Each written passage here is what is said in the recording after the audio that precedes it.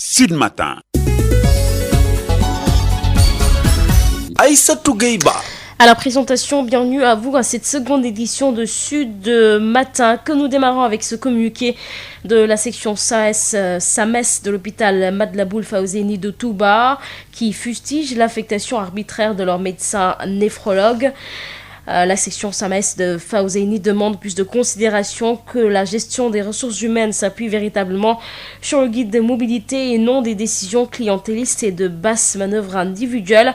Elle prend à témoin les autorités administratives, les autorités locales et toute la population pour tous les désagréments que peuvent déclencher cette injustice. À Saint-Louis, une frange de la population et acteurs du monde sportif ont observé ce vendredi une marche pacifique de protestation pour dire non à la décision de leur maire, Mansour Faye, de délocaliser le stade Maître Babacar Sèye. Ils exigent plutôt des autorités étatiques la reconstruction de ce stade tel que promis par le chef de l'État Macky Sall. Les détails avec Yves Tendeng. C'est une foule de Saint-Louisiens qui a marché ce vendredi du stade Maître Babacar Sèye à la place Abdoulaye Wade en effectuant un détour d'une distance d'environ 3 km pour exprimer leur strict désaccord quant à la décision du maire de Saint-Louis, Mansour Faye, de délocaliser ce stade.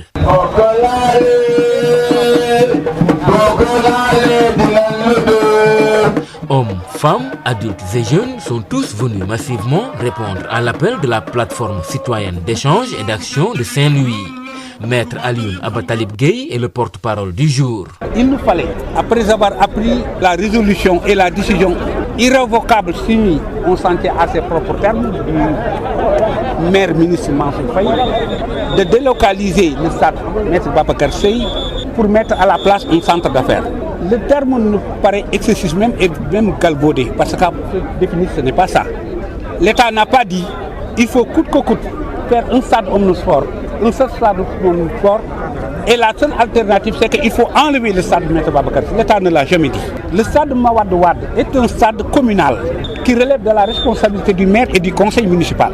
Par contre, le stade de Maître Babacar Sèye, qui était un stade régional, a un statut départemental. Leur seul désir reste aujourd'hui la réhabilitation ou la construction de ce stade Maître Babacar Sèye, fermé depuis quelques années. Nous demandons à M. Mansour Faye, il a la réponse qu'il veut, que les Saint-Louisiens, tout âge confondu, nous sommes pour une seule chose, qu'il laisse notre stade, qu'on reconstruise ce stade pour permettre à la jeunesse de Saint-Louis de bénéficier de plusieurs stades. Un combat qu'il compte poursuivre avec détermination et abnégation jusqu'à obtention de gain de cause. Saint-Louis, Yves Tendeng, Sud FM. Yves Tendeng, direction Sédhiou, la région toujours dans le cercle rouge de la vulnérabilité sociale. En session de revue des projets et programmes relevant de ses services, la directrice générale de l'action sociale a remis 394 nouvelles cartes d'égalité des chances à la région. Sur le terrain, Dr Aram Topsen s'est rendu au Dara de Cheikh El Hadj Sidia Dramé, un prototype de prise en charge des talibés à offrir en modèle. La correspondance de Moussa Dramé. La directrice générale de l'action sociale est venue à Sédhiou. Elle a vu et elle est convaincue du seuil élevé de vulnérabilité dans la région. Pour mieux en avoir le cœur net, Dr Aram Topsen s'est rendu dans un des daras des profondeurs du Sankoudou dénommé Koura, celui de Cheikh El Hadj Sidia Dramé, khalife général de Ndiamapakao, président de l'Association nationale des Oulémas Mandeng du Sénégal et ambassadeur international de la paix.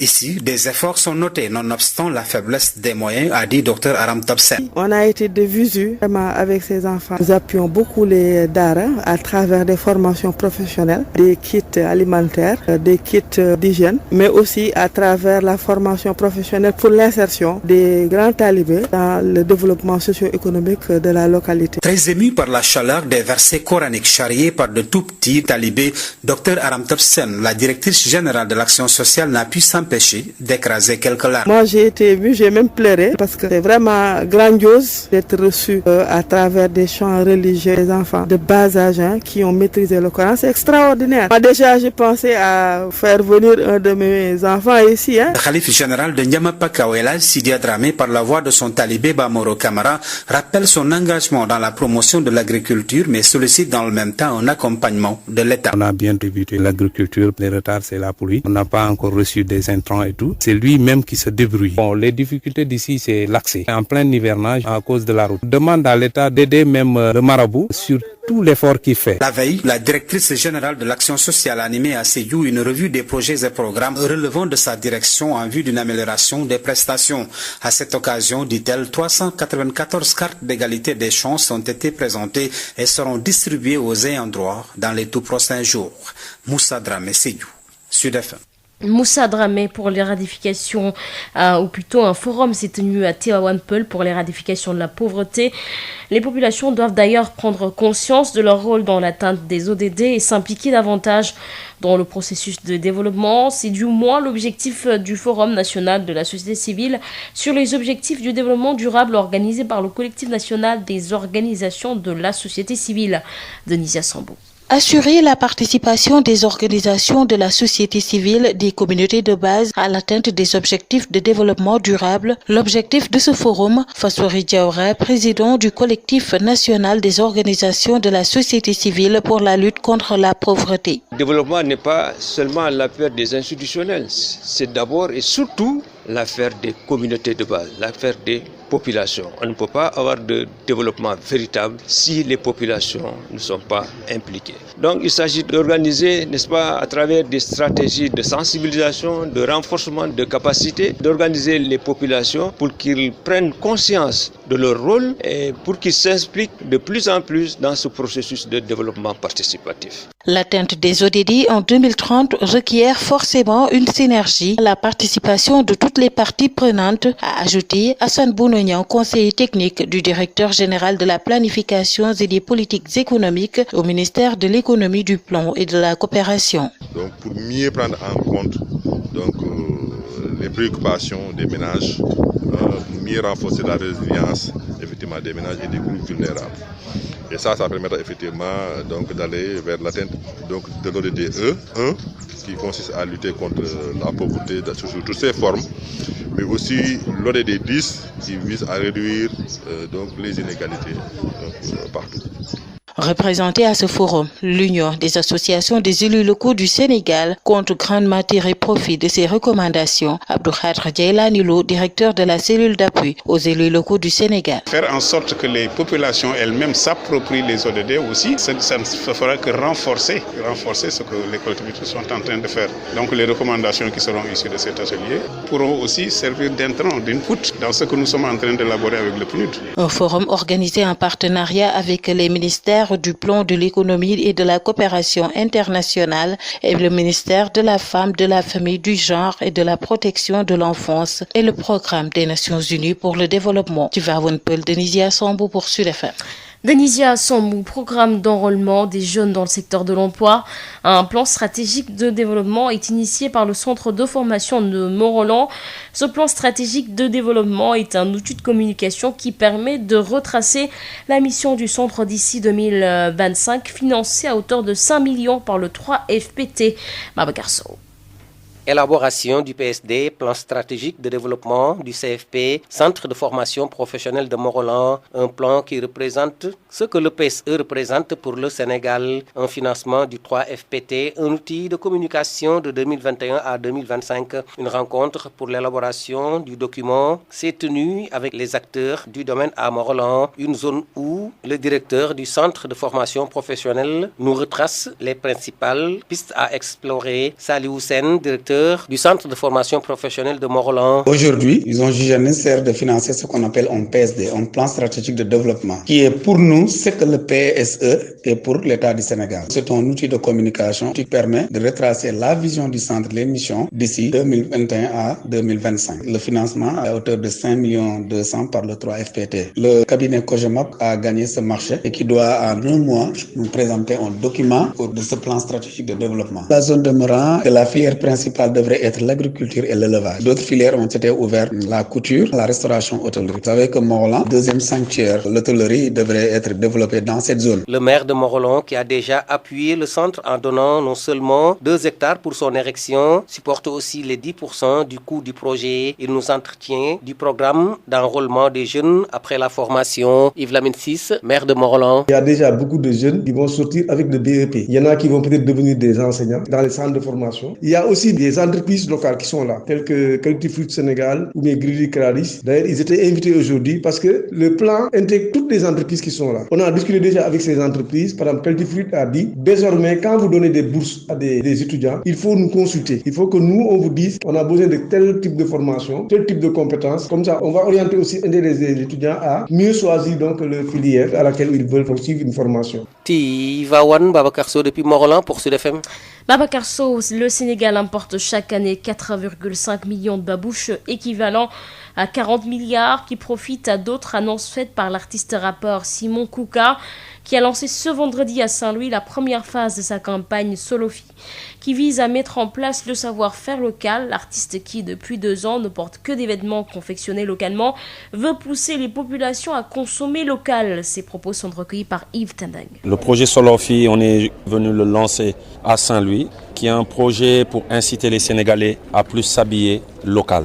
Aujourd'hui, nous sommes venus vraiment avec des invités de marque. Vous avez De Getty avec nous, qui est vraiment l'un des précurseurs du mouvement hip-hop et qui nous a vraiment inspiré, ce qui nous a amené jusqu'aujourd'hui à faire cette campagne. On a l'international basket Yacine Diop qui est avec nous, le génie Boubou Design, un autre génie Doudou fait des vidéos, NC, Posy. On est vraiment venu avec une armada de qualité pour inciter justement les Sénégalais à plus s'habiller chez nos artisans qu'à acheter du made in ailleurs. Voilà, aujourd'hui la campagne Solofi, c'est la première phase d'Alofi Laïsol, parce qu'on est en période de Tabaski, la Tabaski approche à grande vitesse.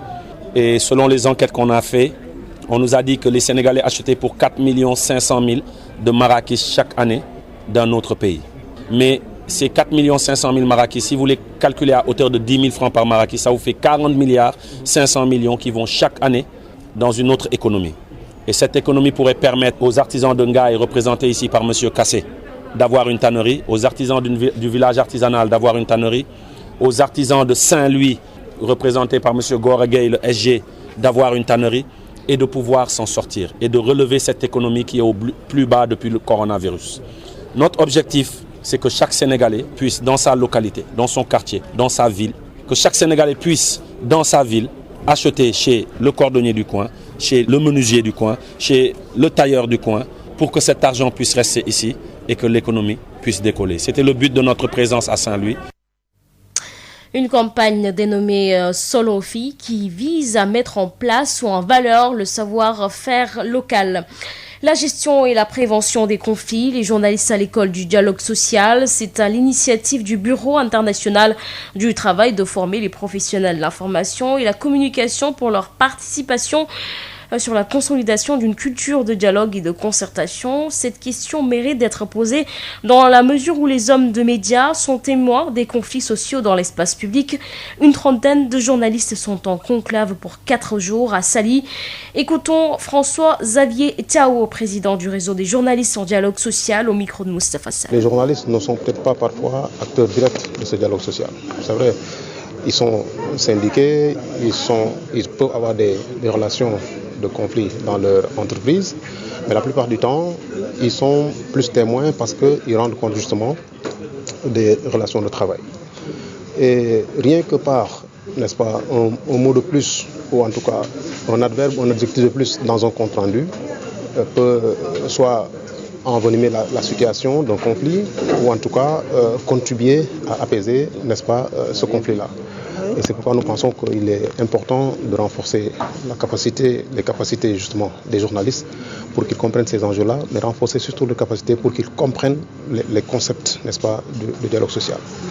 Cet atelier, comme je le dis, aurait dû se tenir depuis l'année dernière, mais en raison de la Covid-19, on n'avait pas pu créer ce genre de rassemblement.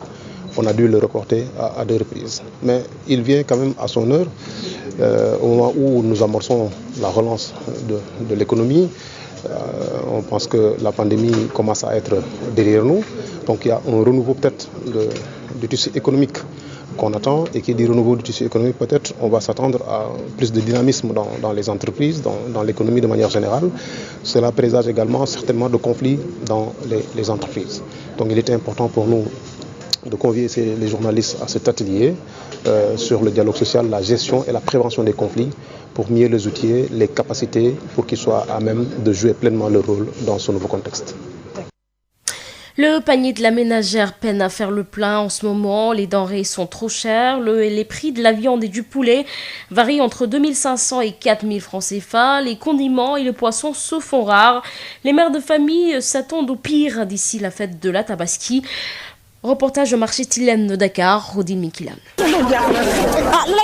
L'inquiétude, c'est le sentiment le mieux partagé chez les femmes rencontrées au marché Tilène de Dakar. Elles ne savent plus à quelle bourse se fier. Les denrées sont très chères. On peine à venir au marché parce que les dépenses ne sont plus comme avant. Tout est cher ici. Tout est cher. Énorme augmentation. Tout est cher ici. Les prix de la viande et du poulet depuis le mois de Ramadan n'ont pas connu de baisse, et actuellement, le poisson se fait rare. Le poulet c'est à 3000 francs, de 3000 à 4000. Et la viande c'est 3400 francs le kilo. La viande 3500. Le poulet c'est à 2500 comme d'hab. Mais c'est des petits poulets, pas comme avant. C'est trop cher. Celle qu'on vendait à 2500, maintenant c'est à 3000, 3500. Même constat sur les prix des condiments. Les légumes c'est cher. Tomate instant 800, canne salade 1000 francs, concombre 1000 francs, oignon vert 1000 francs, limon 800. Fan yi moom dafa xaw a yokk. Même kaani couleur bi daa yokk mi ngi ci 2000. Les vendeurs, eux, tentent de se dédouaner. yàpp yi moo manqué rek instant yi moo tax affaire bi di xaw a yokku tuuti nag moo amul. saa yu événement jubsee dañ koy yokk mais moom metti na ci ñun clients yi du ñu ndugg na mu war. Les chefs de ménage s'attendent à une flambée des prix à quelques 3 semaines de la fête de Tabaski. Odile Minkilan, quelques brèves sportives avant de boucler ce journal. Euro 2021, résultat des quarts de finale de ce vendredi. L'Espagne bat la Suisse au tir au but, 3-1, et est ainsi qualifiée pour les demi-finales de l'Euro. Elle va affronter le 6 juillet prochain à Londres l'Italie, qui a battu la Belgique pour le score de 2-1. Les quarts de finale seront bouclés ce samedi. Danemark, République tchèque, Ukraine, Angleterre. 7h49 sur l'ensemble du réseau synchronisé de Sen Radio. C'est la fin de cette seconde édition de Sud Matin. À 8h00, retrouvez Adam John pour la version Wolof. Canal Plus mu ngi leen di ñaanal bëccëgu jàmm. Sud FM. Il est 8h. Sud Matin. xibaaru suba gi ñaareelu pàcc Sud Matin dañu koy daal di nag doore ak bile bataaxal bàyyi ko nag ci SAMES bu hôpital Matlaboul Fawzeyni ca Touba gannaaw ba ñu ñaawloo rek la ñu daal di affecté ci anam bu tegul ci yoon seen médecin néphrologue bi ndax saytu nañu ponk yu bari bokk na ci médecin spécialiste bi nga xam ne moom mu ngi doon servir lu war a toll ci juróom benn at ngir yokk nag qualité paj mi ca barab boobu nga xam ne wàllu sensibilisation ngir ñu daal di tabax ab centre dialyse bayoon na ci nag waaram médecin la itam bi nga xam ne musul sàkku rek ñu daal di koy toxal feneen te amul benn rapport bu daal di nag jibaane lenn ci loxoor yi nga xam ne daal dina koy rek def beneen bi mooy nekk na médecin bi nga xam ne nekk na kuréel goo xam ne foofu Matlaboul Fawzeyni bi mooy ñaareelu yoon ñu fay daal di affecté ab nag néphrologue ba tax ñu jàpp ne ñoom waa SAMES bu fare section Matlaboul Fawzeyni di sàkku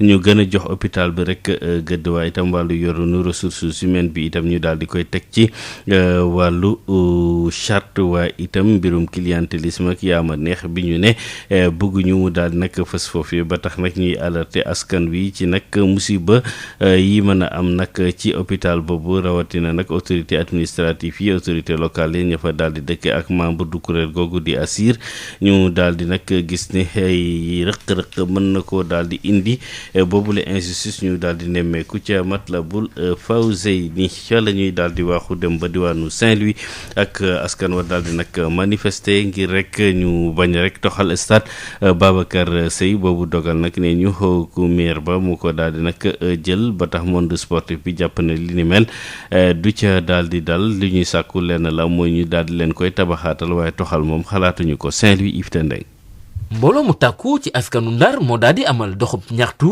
bàyyeeku ci ëttu stade Maître Babacar Sèye jëm ba ca place Abdoulaye Wade te ñu daal di màcc ci lu tollu ñetti kilomètres ngir wone seeni nakar ak ñàkk ànd ci dogal bi seeni maire di Mansour Faye daal di jël ngir toxal bi le stade.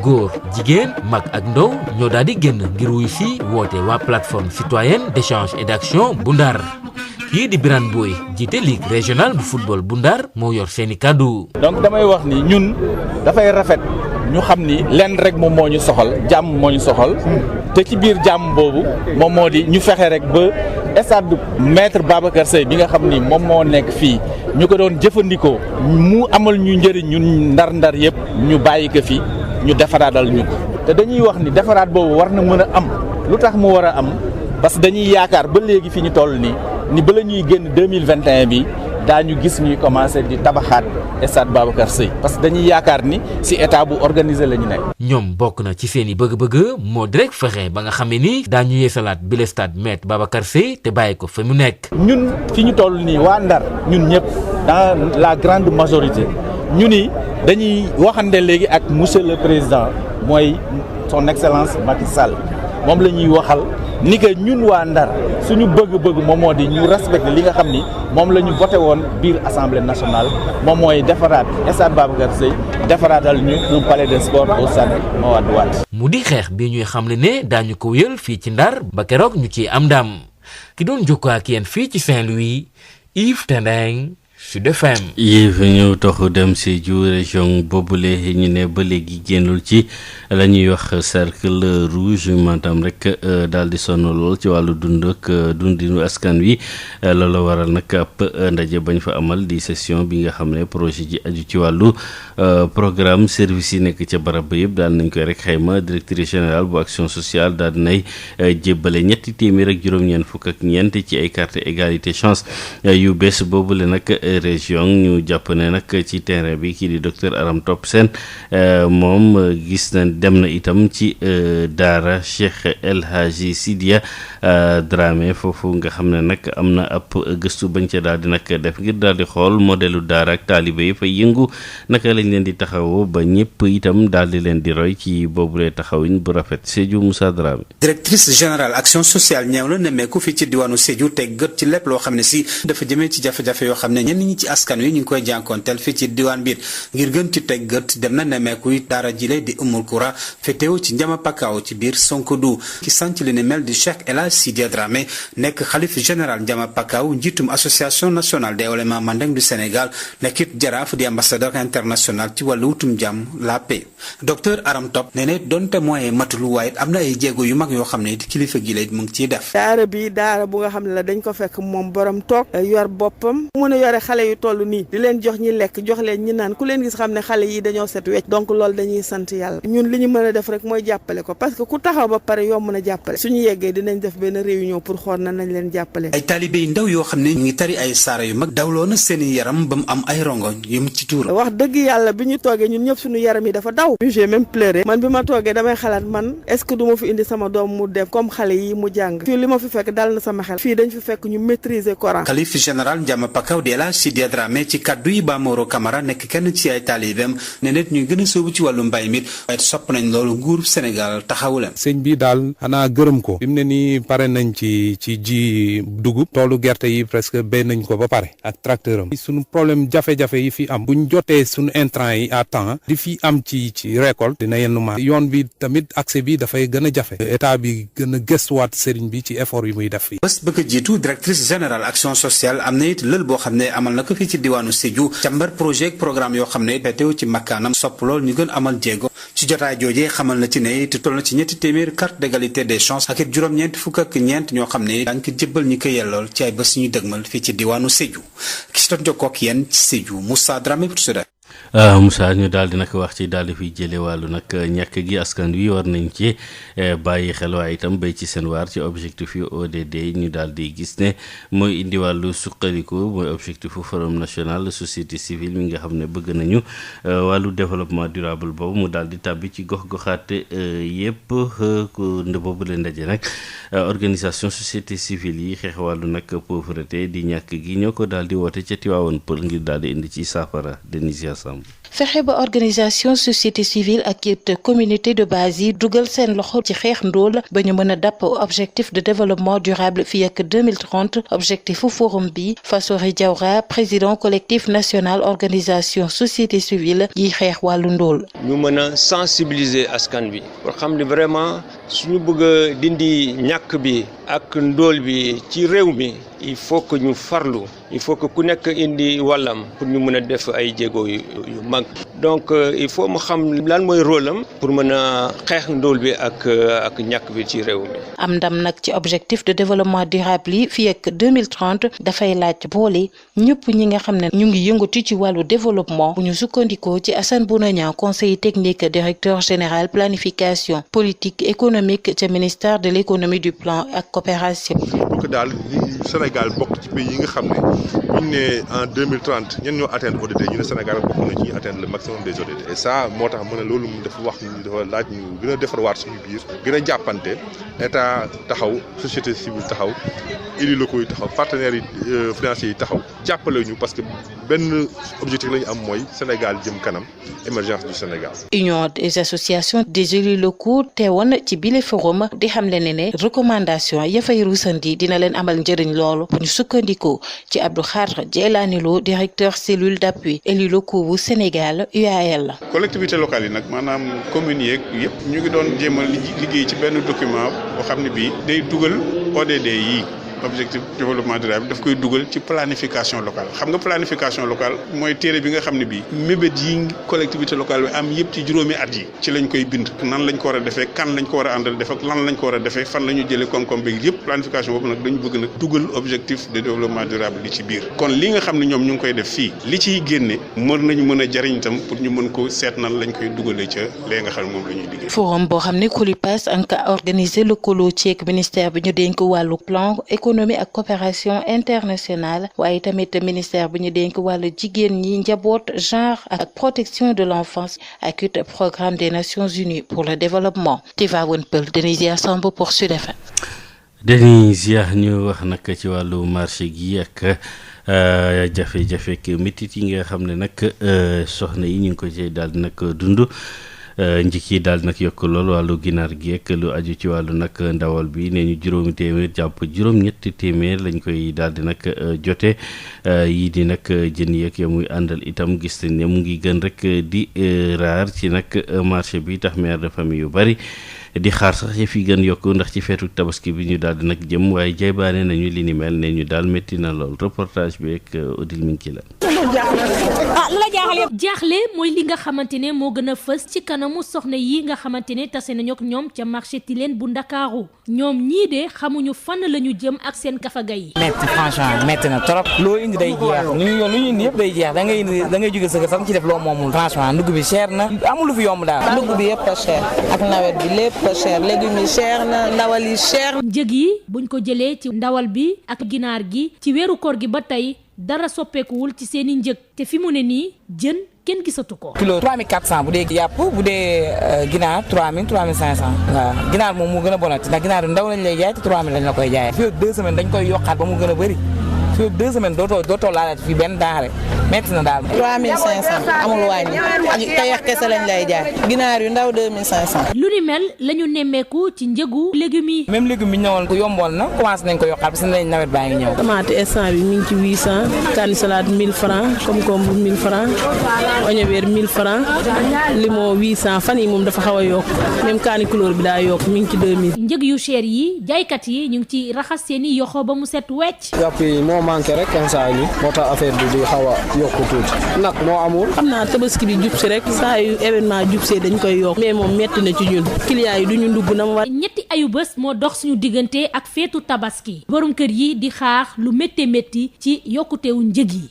Odile ñu daal di wax ci programme bi daal di taxaw ndaw yi ci secteur emploi maanaam wutum xëy mi ab yoon la ñuy daal di nag rëdd foofu ci centre formation bu Morolan plan la boo xam ne nag bëgg nañ ko def jumtuwaay ngir weccoo ci ak askan wi waaye itam yoon ya ñuy daal di nag xàll ba mission boobu ñu rëdd 2021-2025 mu daal di jàppandal ci financement wu 5 millions yi nga xam ne nag 3FPT daal na koy def ca boobu la diwaan moo waral doon ab ndaje ngir daal di saytu boobu les documents ca Morolan Babacar Sow. tënkub kayit boo xam ni ci ay xayma la ñu sukkandiku xàll ay yoon yu ñuy jaaree ci kuréel gi nga xamee ni mooy tàggatu ngir ndaw yi suñu noppee am liggéey ca Morolan di yoon woo xam ni wii ni PSE mel ci Sénégal noonu la mel ci seen ib jëwriñ FPT dugal ci loxoom bu baax ngir diggante 2021 ak 2025 ñu nemmeeku ab suqaliku ci gox bi ñu doon dajale ñëpp ñi nga xamee ni mbir mi ital na leen pour tënku kayit bi nga xamee ni fa la ñu war a jaaree Morolan gox la boo xam ni bii am na ay fànn yu am solo yoo xam ni mën nañ cee sukkandiku ngir liggéey bi jaar yoon Saliou Sène mooy directeur CFP bu Morolan. di ci sant monsieur le maire di ci jaar ndax 3FPT bu lay financé 90% la mais 10% yi apprenants yi ñoo koy supporter mais monsieur le maire mi moo koy jël intégralement en charge dañuy def plan stratégique développement fan lañ bëgg a dem ëllëg ci juróomi at yooyu yan métier dafa am ay métiers yu xaw a tumurank mooy li ñuy wax métier industriel agriculture élevage moo fi nekk restauration hôtellerie ak couture mais tey nag plan stratégique bu ñëwee non seulement l'existant li xew dina ko gën a dooleel ñu ne partenaire bu mel ni Dangote dans le cadre de la ARC mën nañu mook 3FPT bu ñu lëkkaloo mu jàppale ñu ba ñu am filière industrielle mel ni mécanique auto menuiserie machinisme agricole plomberie. jaraafu dëkkub Morolan Yves Lamine Ciss jàppale projet bi joxe na 2 hectares ngir ñu tabax ko waaye itam téeméer boo jël fukk ya ci li projet bi xaalis bi ñu ci dugal ci gafaka mairie bi la jógee di ñu wax programme bi ñu tëral ngir ndaw yi suñu noppee nuñ leen di wutale liggéey Yves Lamine Ciss jaraafu dëkkub Morolan. ñu ngi yem rek ci bay sàmm togg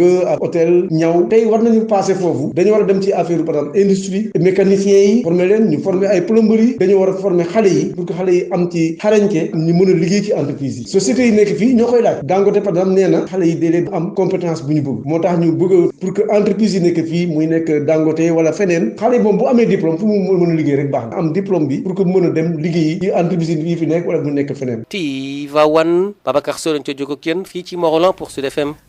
li ñuy wax dalu babouche Sénégal nag la mu cay jéggaani bitim réew bari na xayma nañ ko ci 4 millions yu ak genn wàll ci koppar nag war a toll ci 40 ci ay milliards bi nga xam ne nag yeneen i réew ñoo koy daal di jëriñoo loolu artiste rappeur bi di Simon Kouka moo ko daal di nag fësal ci àjjuma ji ca Saint-Louis gannaaw ba muy lancé ndorteelu campagne am boobu muy wax solo fii ndax gis nañ ne nag la ñuy defaree ci réew mën nañ ko jëfandikoo moom artiste bi sax 2 at a ngi nii daanaka yére yi ñuy rek defaree ci mim réew lay rek daal di sol la mu ca nam nag mooy fexe ba daal di xiirtal askan wi ñu daal di jëfandikoo li ñuy defaree ci même réew wala li ñu ciy béyee dañ ciy teewlu ay kàddoom ak kiif ten rek. comme ni ñu ko waxee dañu ñëw lancer benn campagne bu tudd solo fii comme turam mooy nañuy ñaax sénégalais ñuy gën a solu loo xam ne suñu ay artisan ñoo ko defar muy ñi nga xam ne ay defarkatu dàll la ñu uude yi defarkatu yére yi tailleur yi ñawkat yi ñoom ñuy solo si ñoom au lieu que ñuy jéggaani di dem di solu ay médine lu jóge feneen alors que suñu artisan yaa ngi fii di def lu baax suñu artisan yaa ngi di def qualité donc pourquoi pas sénégalais di jëndee si ñoom bañ di dem di jéggaani di jëndee feneen donc campagne boobu la ñu ñëwoon lancé Saint-Louis man da ci àq Dégueti Positive Black Soul bi nga xam ne bokk na si ñu inspiré ñu rap boobu tey moo ñu jural ñuy teg ay projet ba tey projet bii nii juddu Yacine Diop tamit international de basket de même que Doudou fait des vidéos ak Boubou Design ak ñëpp ñu àndal ñoom NC Posi ak waa chambre des métiers de Saint-Louis tamit am na représentant village artisanal Père Moulay représentant wu Ngaay monsieur Kassé donc ñooñu ñëpp la ñu àndal ak ñoom Baye Fall Bathily ñoom Rama Diaw Sili sous Saint-Louis pour lancer message boobu sénégalais yi nañ leen nañuy fexe di bañ di jéggaani et di jënd loo xam ne fii la jóge nga xam ne fii lay des.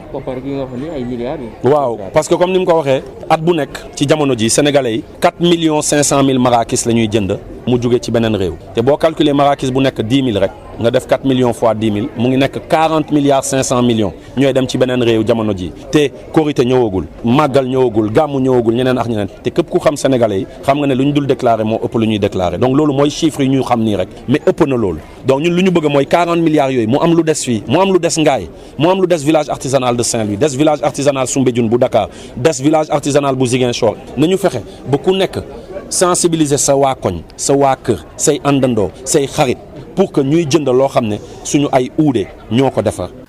ci la ñuy daal di nag wax ci yorinu wala rek nañuy taxawee bu fekkee conflit di nekk xeetu nag xaajaloo daal di nay rek am naka la ko taskatu xibaar yi di taxaw looloo waral nag ñu bëgg na nag tàggat ci wàllu nag dialogue doxalin bi nga xam ne bureau international travail moo ko daal di nag woote ngir professionnel yi ci wàllu information communication ñu dugal seeni loxo ci culture bi aju nag ci wàllu jiital lii di nag waxtaan muy ponk bu am solo bi ñu jàpp ne homme de média yi ñoom nag war nañu nekk ay seede ci penc mi ci yooyu di faral nag di am loola waral ndaje bañ ca woote ca diwaanu Mbuur diirum ñeenti fan ñuy waxtaanee li ni mel dañ ciy teewlu président bu réseau journaliste yi ci wàllu dialogue social RADIS di François Xavier Thiaw ak Moustapha Sall. atelier bi nag ñu ngi ko doon waaj depuis daaw sax mën naa ko waxee noonu war nañ ko def waaye Covid bi feebar bi nga xam ne moo nekk fii mbas mi taxoon na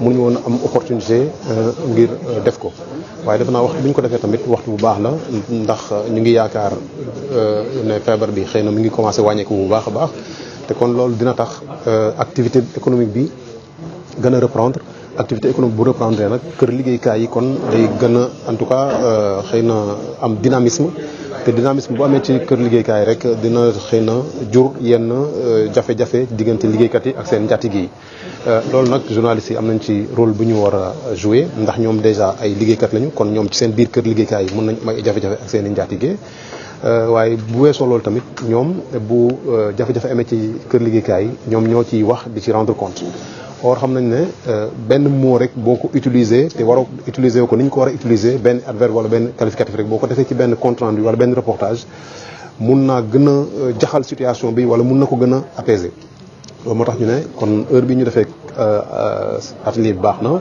ndax dina permettre ñu gën a dooleel journalistes yi gën a yaatal seen xam-xam ci wàllu dialogue social ak prévention des conflits ba nga xam ne dinañ gën a mën a def seen liggéey nu mu waree ci jamono ji ñu toll.